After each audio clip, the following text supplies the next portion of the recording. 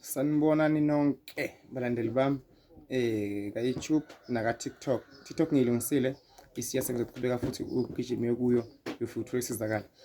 Mbukelo khona ekhaya ngeke ngaveza ukuthi sithanda ukuxolisa kakhulu kulo ongatholanga iparcel yakhe.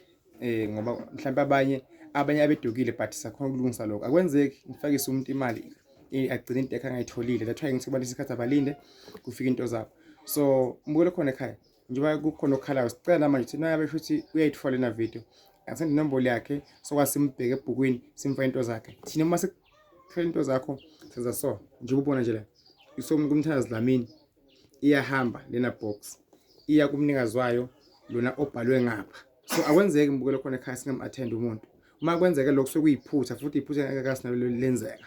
So omunye umuntu mhlawumbe angagcina ema kuloko athi hayi bangabantu abanjika lento yenzeke kayi1. So ngiyacela ukuthi ke silungisisane lapho asifisi ucabana nabantu ngoba uma umuntu ngabantu uma ngabe kukhona sekonkhona fast xolise sikwazi ukuthi kulunge ini into zethu ngeke sive sishiye kulenga nje kanjalo. So siyacela wena ongakatholi iparcel lakho utivete ngikwazi ukuthi mina njengomthandazi ngikwazi ukuthi ngingenelele inkulumo yakho ngoba mhlawumbe labantu engisebenza nabo mhlawumbe nabo kuba khona iphutha balenza banganaki.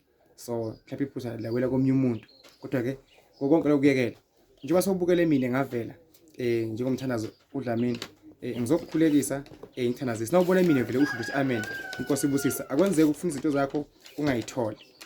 So ke wena ongatholile siyaxolisa kakhulu into zakho ziveze sikwazi ukuthi sikusize ungabe ukuthi singabantu uDlamini abamaqola ngoba phela vele ke emeni ikwazi ukuthi abantu abakuthandi bonke ayona imali futhi alikho sokeleke nasiqi mhlawumbe kwaba iphutha siyalivuma ilo phutha lelo asiphiki futhi mhlawumbe kwenzeka.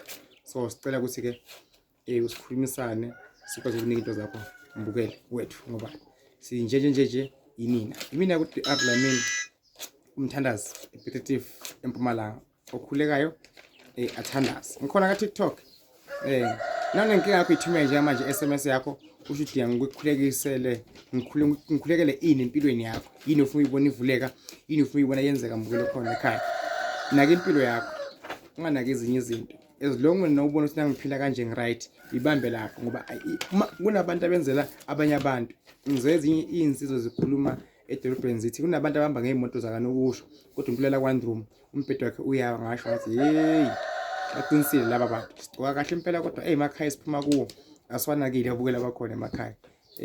Ake sikubhasobhena nawo ngoba inkinga ivele ngikhala umuntu asashonile sangasekho emhlabeni hey ingozi leyo nto leyo. Ngani ke inkosi nibusise. Thank you.